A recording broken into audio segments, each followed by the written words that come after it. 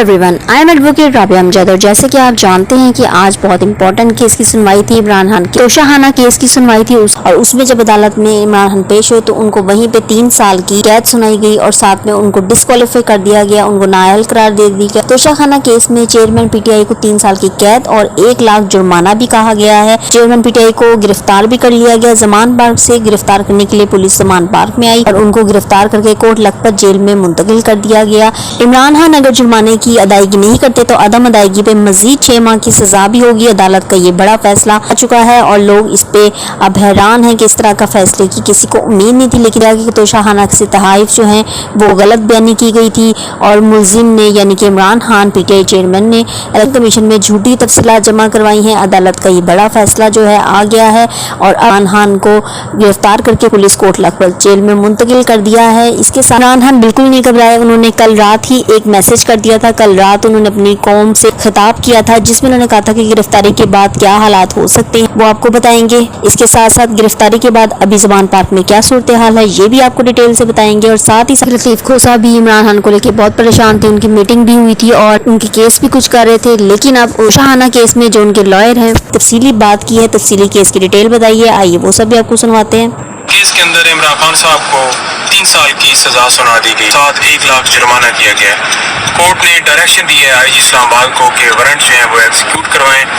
और आप देख लें कि हम सुबह से ये सदा कर रहे थे। हमारे जो जूनियर विभाग के जो सीनियर वकील हैं वो दूसरी कोर्ट्स में मसरूफ़ हैं, तो जब तक आते हैं आप मेहरबानी करके इसमें इंतज़ार करें। आर्गूमेंट्स वो आज ही करेंगे। लेकिन 12:30 बजे फैसला सुना दिया गया।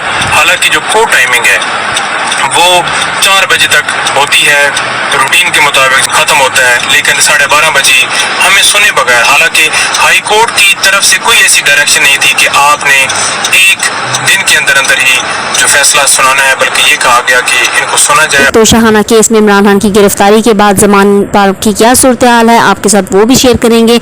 और आपको बताते चलें कि अभी तक जमान पार्क में पुरअमन एहतजाज हो रहा है। इसके वीडियो क्लिप्स आपके सामने इस टाइम चल रहे हैं। जमान पार्क के बाद प्रेस, मीडिया और लोगों का और पीटीआई सपोर्टर और वोटर्स का बहुत ज़्यादा रश है, लेकिन अभी उतना नहीं है जितना आमतौर पे होता है, अभी कम है। को सुनाते हैं इमरान खान का लास्ट खिताब जो उन्होंने कल रात अपनी कौम से किया और पहले से ही वो कह के जा रहे हैं कि एहतजाज आपने करना है, ज़रूर करना है, लेकिन पुरअमन एहतजाज करना है। ये सुनते हैं इमरान का क्या कहना है।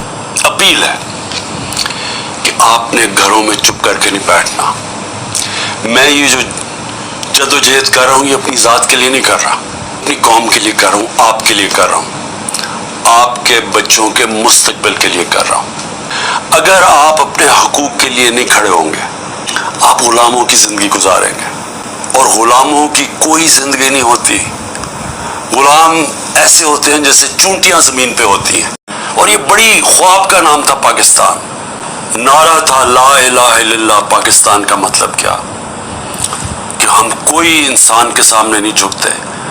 ला इलाहा इल्लल्लाह इंसान की गुलामी से हमें आज़ाद करता है। और हमारे नबी सल्लल्लाहु अलैहि वसल्लम ने अपनी मदीना की रियासत में सबसे पहले इंसानों को आज़ाद किया था अदल और इंसाफ देके। ये है जंग इंसाफ की, आपके हकूक़ की, आपकी आज़ादी की।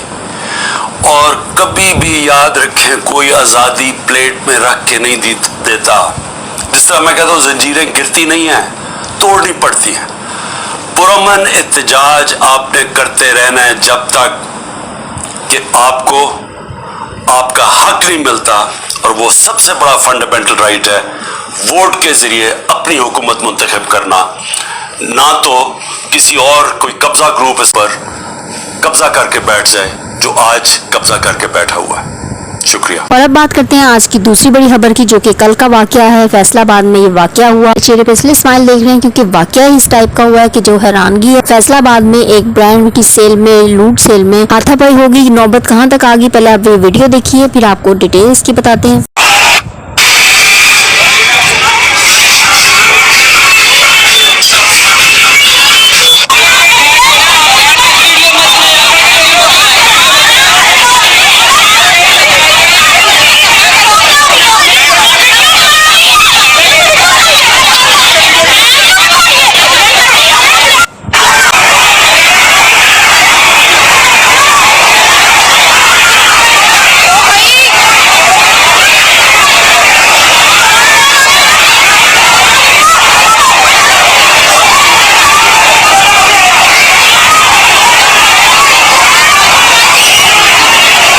आप देख सकते हैं पहले के मनाजिर जब सेल अभी लगी थी और यहाँ पे रश था, औरतें वेटिंग तक में खड़ी थी, लाइनें लगी हुई थी, लेकिन आप साथ साथ ये भी देख सकते हैं कि जमीनों तक बैठ के वो कपड़े खरीद रही थी।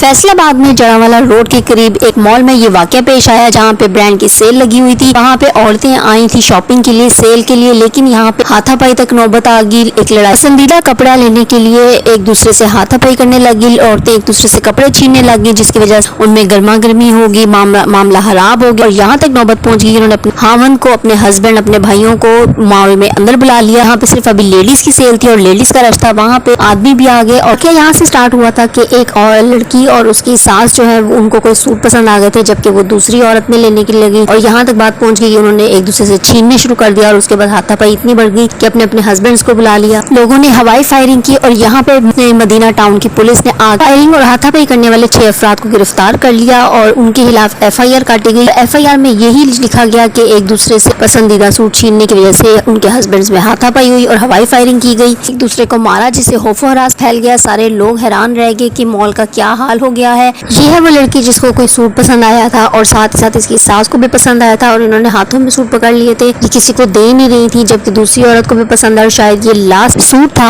यहाँ पे इस औरत ने अपने बेटे को भी बुला लिया और यहाँ से ही बात इतनी ज्यादा बढ़ गई। जो इनकी बहू थी वो फौरन से शॉपिंग बैग में डाल रही थी ये कपड़े, जिसकी वजह से हाथापाई स्टार्ट हुई। दूसरी औरत ने सूट खींचना शुरू कर दिया। यहाँ पे ये दिल करता है कि वो सूट भी देखे कि जो इतना शायद खूबसूरत हो कि जिसके पीछे हाथापाई हो गई, जिसके पीछे गोलियां चल गई। ऐसा कौन सा खूबसूरत सूट है जिसके पीछे इतना ज्यादा मामला खराब हो गया, गोलियां तक चल गई, दूसरे को मारना शुरू कर दिया। आखिर उस सूट को पहन के किसने कितना खूबसूरत लग जाना था, लेकिन ब्रांड का एक दिमाग पे इस तरह का गुबार औरतों को चढ़ गया हुआ है कि हमेशा ये वाकयात होते हैं। 2 साल पहले भी इस तरह का वाकया लाहौर में हुआ था और अब ये फैसलाबाद में हुआ है। बाकी का नोटिस लेते हुए 6 अफराद पे मुकदमा तो दर्ज हो गया है, लेकिन इस तरह के वाकयात खत्म नहीं होंगे जब तक हमारे सर से ब्रांड का भूत नहीं उतरेगा, क्योंकि ये किस तरह की रेस बन चुकी है कि हर औरत इसमें हिस्सा लेना चाहती है। यहाँ पे आप देखिए कि 50% का डिस्काउंट सुन के ना तो सिर्फ एलीट क्लास बल्कि एक नॉर्मल क्लास की लेडीज भी आपको यहाँ पे नजर आएंगी, लाइनों में लग के वेटिंग पे कितनी देर खड़े होकर इंतजार करती हैं सिर्फ 50% डिस्काउंट पे सूट लेने के लिए। जबकि उनको ये बात कौन समझाए कि अगर